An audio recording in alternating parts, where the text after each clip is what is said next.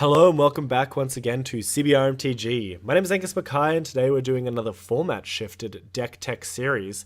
I'm joined with local humans expert Frank Karamaroudis. Hey, and humans, hello to you. The traditional greeting for most humans. It's a human greeting, yes. This is my human greeting. For regular Hello. humans. So we're going to be talking about format shifting. So starting in one format and moving to another, because we know that there is a lot of room for growth in most of our formats, although we don't give it enough credit. Legacy is actually kind of wide open for modern strategies because modern's getting a lot faster these days, and it's starting to sort of catch up with legacy. So you actually find that you can take your modern deck and sort of move it into legacy. And then obviously if you have little bits and bobs, you can start delving over into different formats. So to start us off, we'll be talking about modern humans and its impact in the modern metagame, and then we'll move on to legacy. And then we'll go into a couple more suggestions because turns out humans is actually a really good strategy. Frank, why do you like humans? Why did you pick it up, and how did you start playing it? I think the biggest thing was that it is an Aether Vial deck. I have always just loved Aether Vial, and it feels like the best mana dork I've ever played. The fact that I can, throughout the course of the game, get like 10, 15 free mana and instant speed creatures from this thing is great. And I love attacking people. So like the combination of having free flash creatures plus attacking kind of made me really excited for that. And so a few years ago, there was actually a GP in Australia, and it was a team event, a modern team event. And so I was going through all of the things of like, hey, what kind of deck do I want to play? And Jace had just been unbanned, and was looking at all of these different decks that were really exciting. But I started noticing that like humans was a deck that I just could not beat, and I was like, oh, it plays creatures. Okay, so I ended up just starting to pick up lots of pieces for it, and it's actually one of the reasons how I got into Legacy as well.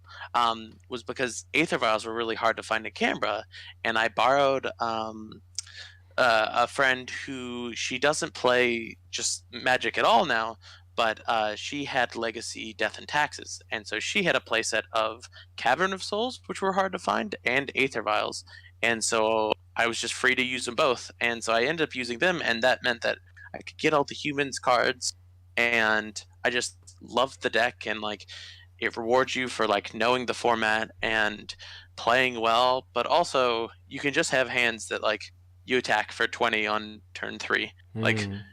it can just definitely do that. And I mean, have you ever played with a Mantis Rider? It feels pretty good. I've Um, I've I've seen it on the other side of the board, and I can tell you it's quite terrifying. yeah.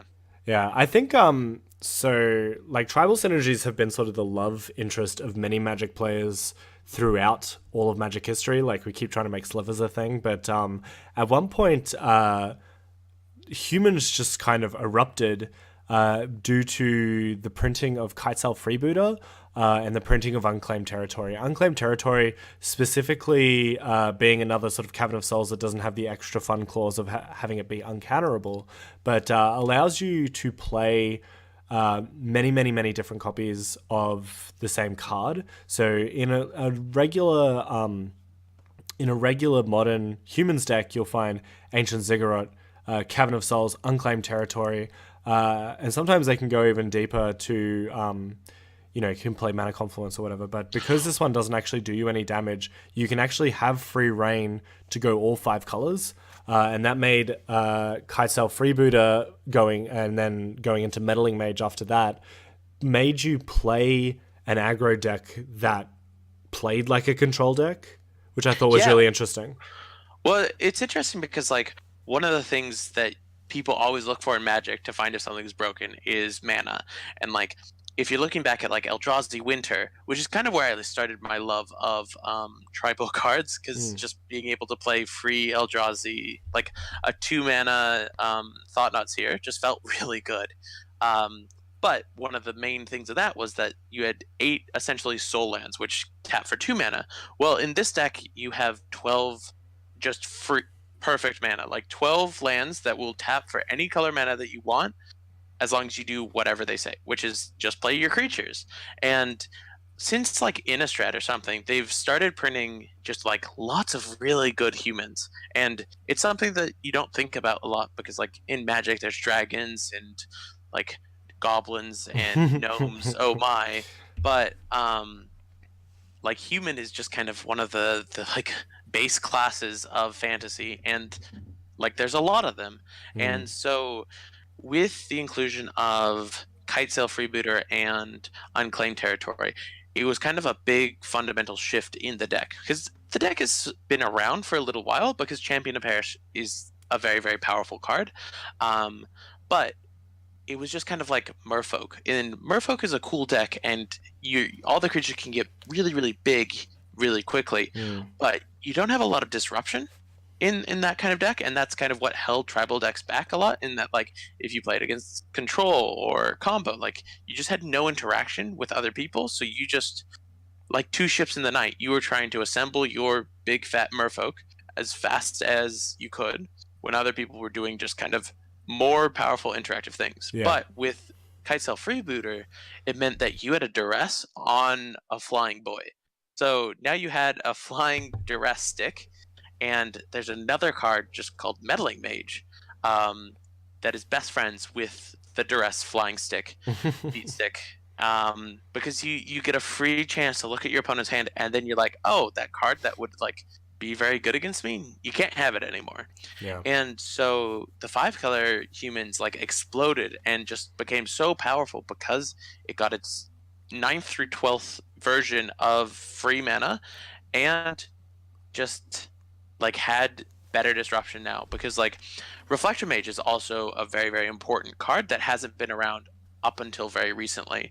I think it's maybe the only human just like in this deck for sure that has been banned. So that's a pretty big boon to it. Like it has been banned because it's very good, and it interacts in such a way that is like kind of frustrating to play against, for sure. I remember living through that standard and being like, oh, okay, I guess I don't have a creature now. Yeah. Something that is sort of a recurring theme throughout all of Magic's history is that it's very easy to stick human onto many, many, many cards. So you'll find like if you wanted to play Wizard Tribal, you had a couple of different options or whatever, and then if you wanted to play soldiers or knights or whatever, you could do that. But quite often, human would just be attached to the front of it. So it made things like Champion of the Parish and Thalia's Lieutenant super, super strong because they didn't have to work very hard to find good humans.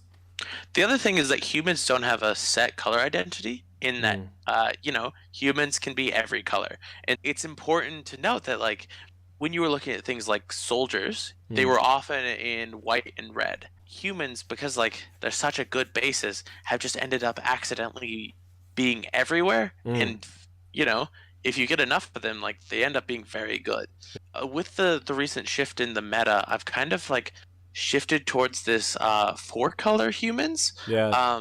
Tell me about your hot humans, as you've so eloquently called it. Dropping the Kitesail Freebooter, and then what made you go for that change? I think the biggest thing is that the shift we've had recently is that like Dredge has come to the forefront. We had KCI being really good, and then now it's banned. But you have decks that like responded to that, and one of the big things about that is that KCI Kitesail Freebooter isn't that good against them. So like against Dredge, it does nothing, especially because Creeping Chill like is an ability. You don't have that impact.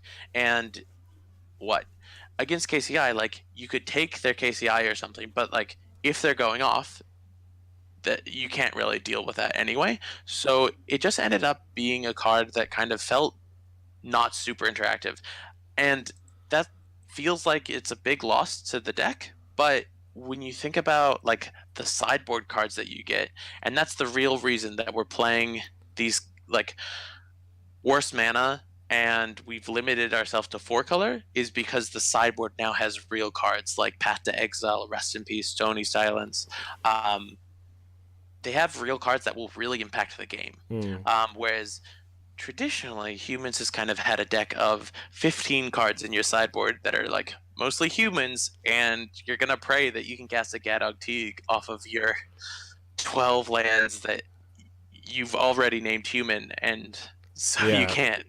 You have to hope that you get like a Noble Hierarch and a Horizon Canopy, or your one basic planes. Like you have to really work for it, and so by having a real mana base, you can actually cast spells, which is something that like hasn't been uh, never more important than right now. Yeah. And because like Is It Phoenix has also become a deck, and taking a card from Is It Phoenix is just actively bad because it's all redundant. It's all cantrips or lightning bolts, and like if it's a lightning bolt, whatever, they Yeah. can just not deal with it anyway. Or they can find another one because they just cycle through so many cards. So Also, what this with cast triggers as well can be yeah make things extra bad for you because they'll end up casting it twice because they'll eventually kill your kite cell. yeah, and so what the Hot Humans has kind of shifted towards is being a more aggressive humans deck, and it's kind of like playing humans on hard mode, in that you have to be sure to like get your mana all the time correctly, because you've got 4 shock lands and Meddling Mage. You have to just know the format, and I've been playing Modern forever, I guess. So I just like I have a good feel for what I want to name, and that's pretty good. But also, Mayor of Avonbrook is a hell of a card, and Venzer has been surprisingly good. Tajik also. I'm very high on just all of those cards Yeah. right now. Well, that was also a pull to Modern as a format anyway, because you get to play a lot of little cute one-ofs that one or two ofs, when you want to test out a new card, or you just want to see if it works in sort of the best shell for it, which is all these disruptive and aggressive humans. I played around with other formats, and that's where they really shine, the like single cheeky one-ofs. Yeah. And I really like that. But in this deck, like just having a random Tajik that prevents all lightning bolts, like he's just like a lightning rod for lightning bolts. Yeah. But there's a lot of damage-based removal, especially with like the top decks. Like they all have Anger of the Gods, or Configurate, or Lightning Bolt, or Gut Shot. Like they're all damage-based, and Tajik just ends up dealing with all of that incredibly well. The other thing is, Banned Spirits ended up kind of taking the place of humans for a little while, and the reason that it did was because it was doing similar tempo disruption aggro, but with real sideboard cards. And so I mean, I'm more of a humans fan, and I think they just end up being a bit better.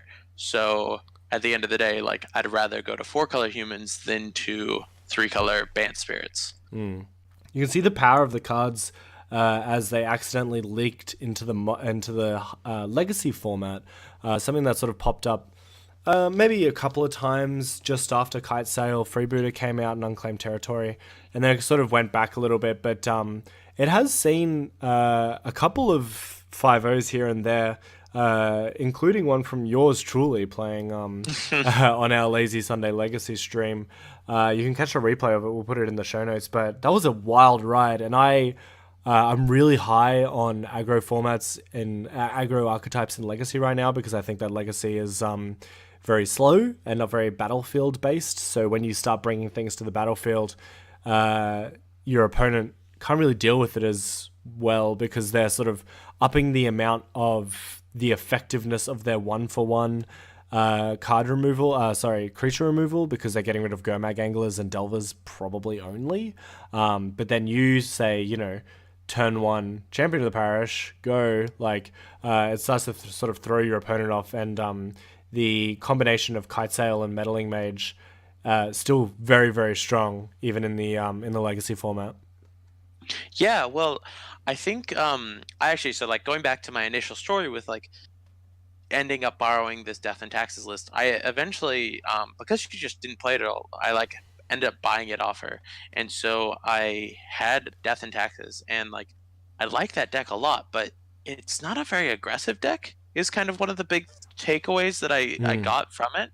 And so eventually, like I actually did put together some legacy humans, and that's the thing, is that this deck has a lot of the hate bears that like end up being so disruptive to decks that play all spells, because it's a brainstorm format, so it's a 1 mana, and that's like the most you're gonna cast a lot is just you're gonna pay 1 mana for something, and if you can like Thalia that consistently, you're in for a good time most of the time. But closing out the game can also be a problem, and like Thalia's Lieutenant and just like Champion of the Parish do such a good job in being able to like, close it out. The other thing that gets me real excited about this list is Imperial Recruiter and letting me play some one-ofs. Orzhov Pontiff is actually a pet card of mine. When I was playing 5-color humans in Modern, before I made the switch, instead of the second Staticaster, I would always play the Orzhov Pontiff, just because it ended up always doing the same thing, but almost better for those single turns when like you're bringing in Staticaster for all these X1s, like these mana dorks or these green decks, and it just kills all of them. Yeah. And helps you like win if that's not the case, if there's not a lot of dorks. So I really like the card, and Palace Jailer has just been a house as well. So just having the opportunity to like search exactly what card you want is just really good, because like these cards ends up being huge, but when they're actually like in the library, they end up being kind of tiny. Like even Thalia's Lieutenant, which is often like as it comes out like 4 or 5 power, just because of the creatures spread over these creatures, and it can only get bigger. Like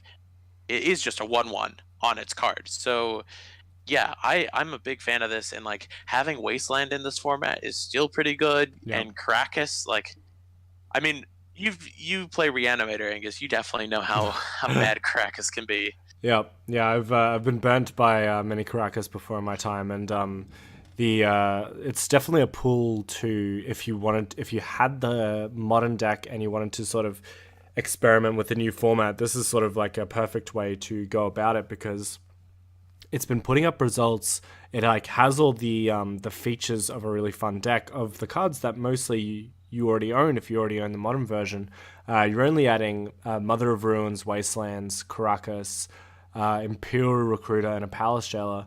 And like Imperial Recruiter and Karakas and Wasteland are kind of money cards, but they're also staples to the Legacy format as well. So you will never find a time where you won't be wanting to play a Karakas or a Wasteland.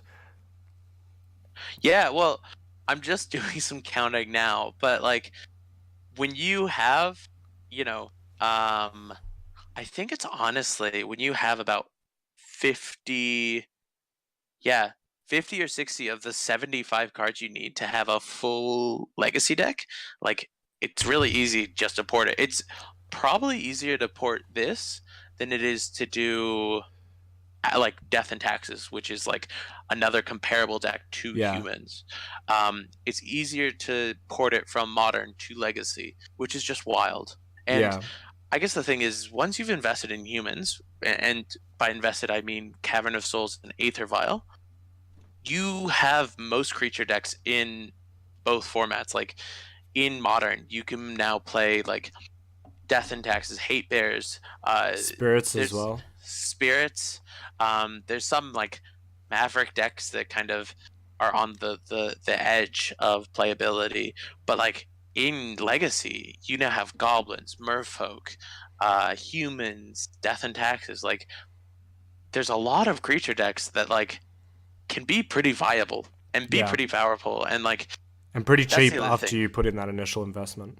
Oh, Noble Hierarch as well is a huge money card that like if you end up owning for humans, like you have a lot of you have like the basis of a lot of decks. And so humans, while it's like very niche for a lot of so like Meddling Mage is a card that you really only see in Modern.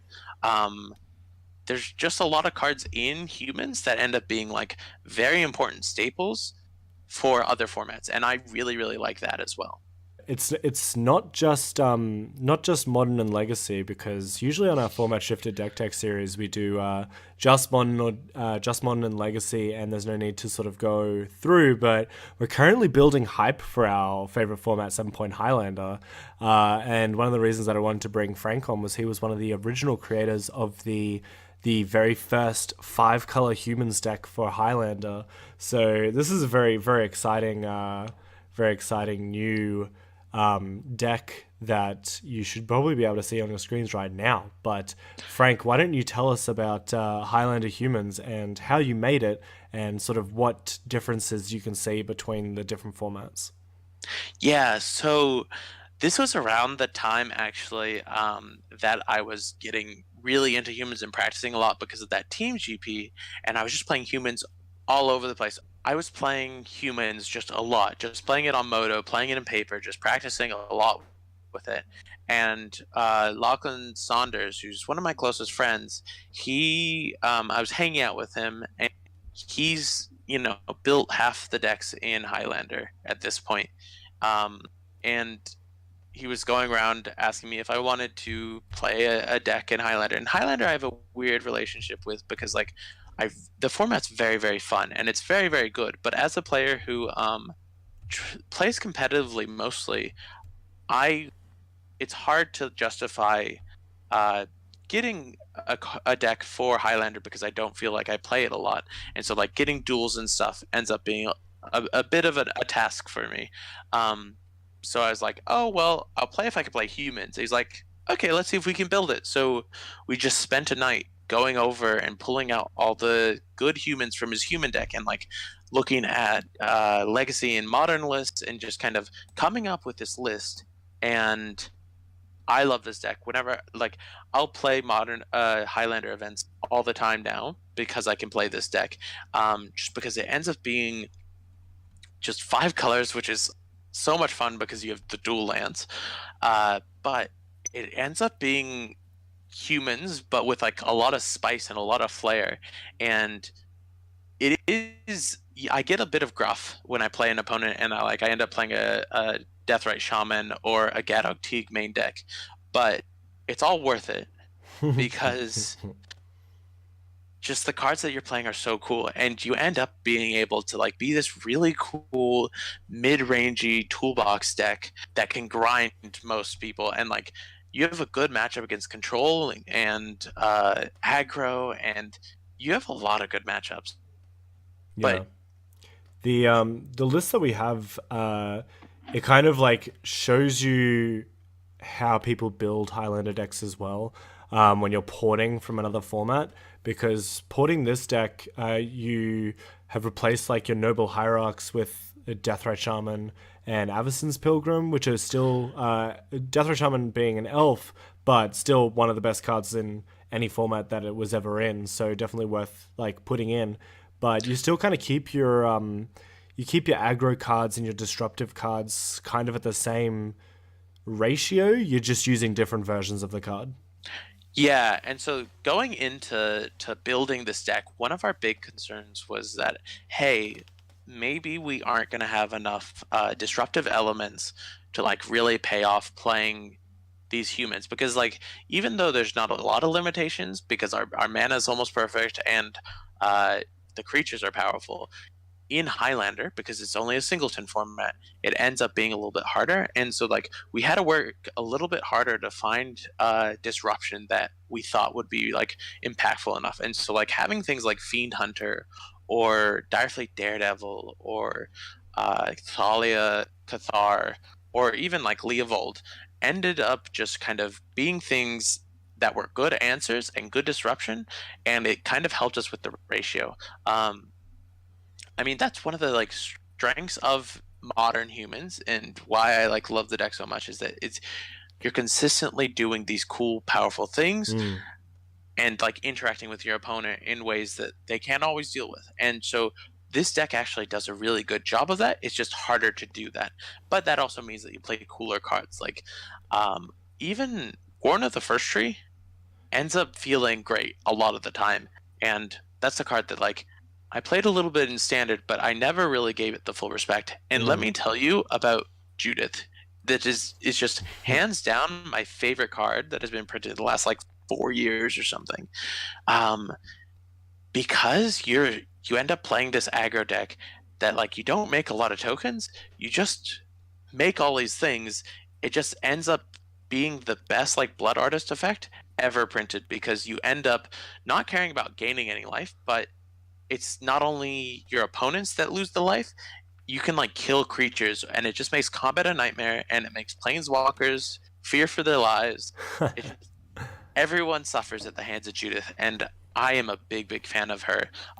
The real kicker and like where I was first sold on the deck is just playing like a Renegade Rally or bringing back a Thalia, and then casting Time Walk. Well, and just like the fact that you can create such a board state and then get another turn is just insane. And I'd like feel a little bit hesitant to play Time Walk in a lot of decks in Highlander, but if you can have creatures to back it up, that extra turn ends up being so impactful that it's worth the 4 points. Is it at this point? It's 3 3 points. points. Yeah. Yeah, it's worth the 3 points. Yeah. As common with a lot of Highlander decks that we've had on the channel so far, once you get the original duels, or sorry, once you get someone to lend you original duels and the expensive cards, the deck still ends up being quite affordable because you're playing all these obscure cards that no one ever plays with. But you have, for your points, you have 3 points on Time Walk, 1 point on Umazawa's Jitte, and 3 points on Mox Emerald. So many $1,000 in that pile of cards. But if you can have someone who can lend it to you, the rest of the cards are pretty easy to get. Yeah, well, like a funny story about that. I actually, for CanCon, both Lockie and I played the same deck. We played humans, and I only own one duel. And it's not something I can play here. It's a Badlands. But I borrowed just all the duels, and then like I had pretty much all the humans throughout, like because I have the modern and the legacy humans. So I just had like the whole deck, except for the lands, which was really easy, just because Canberra is full of them and like everyone's good and it's a great community here. Yeah. I'm a big fan. I like really like this deck, and if you can get the duels, which are gonna be the expensive things, you can get the duels and like the Time Walk together. I advocate this deck so wholeheartedly. It's so much fun. Yeah, I 100% agree. It looks like an absolute wild ride, and I think the fun doesn't stop there for you because as we were setting up, you mentioned to me that you also have a standard humans list. This is the biggest episode of Format Shifted we've had yet. Yeah. So this is Mardu humans, and I was just kind of trolling along some internet sites, and I saw a list for, I don't want to say it because it sounds awful when you actually say it, but it's like when you read it, it sounds nice, but Mardumans, and it's a really bad pun. Yay. And like, yeah, it drives me crazy every time I look at it. But the thing that drew me to this list was that you could play 3 Judith, the Scourge Diva, 2 Tajik, and then like Hunted Witness and Fireblade Artist, and Hero Precinct 1 has been just insane. But all of these cards are great, but when you put them with heroic reinforcements, you just have such a, like, this deck can win out of nowhere. And if you can resolve the heroic reinforcements, you almost always win, because like you just end up making your guys so huge so quickly, and you know, it puts your opponent in a bad spot because like when your creatures died, they do things, or when they entered, they do things, or just when you cast things, things happen, and it just ends up being so much fun. And like Fireblade Artist has been a hidden all-star because you're just like, if you're in a board stall, you're just like, oh, my Hunted Witness, goodbye, and then it's a knock that gives you a 1/1, and you know that has other abilities, and it ends up feeling great. It's definitely been what I've been playing standard with. I've been playing it with Arena, and I've been playing it just at my local FNMs and stuff, and with friends, and like I really love the deck. I think there's definitely something to like work with. It's got a lot of potential, I feel, and I'm trying to work out a few things, but I do really like this deck, and like be it's just it ends up feeling kind of crazy when you like have a Banalish Marshal on the field and a Judith, and then you cast Heroic Reinforcements, and everyone's getting like +3, +2, and all your like 1-drops end up being like 4/3s. It's a great time, and Yeah. I do really like it.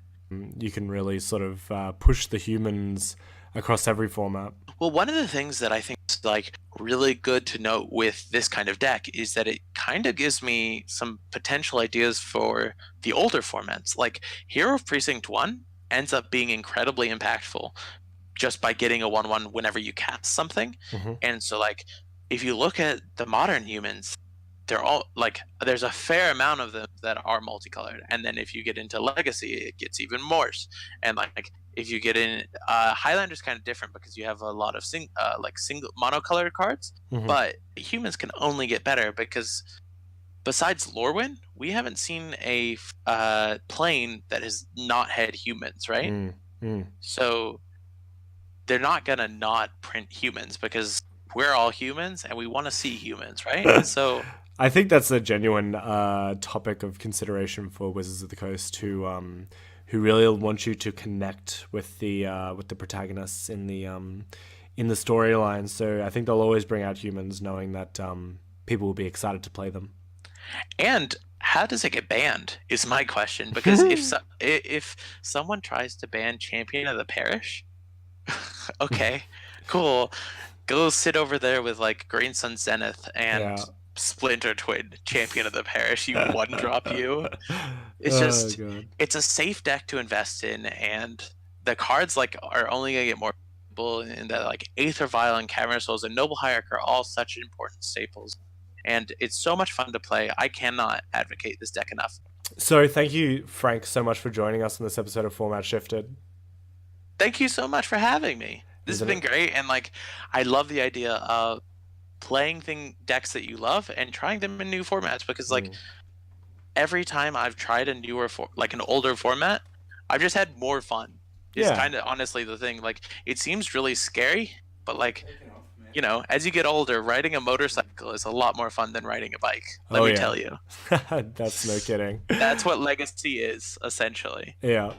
My name has been Angus Mackay. This has been Format Shifted. We will see you next time. Thanks. Bye.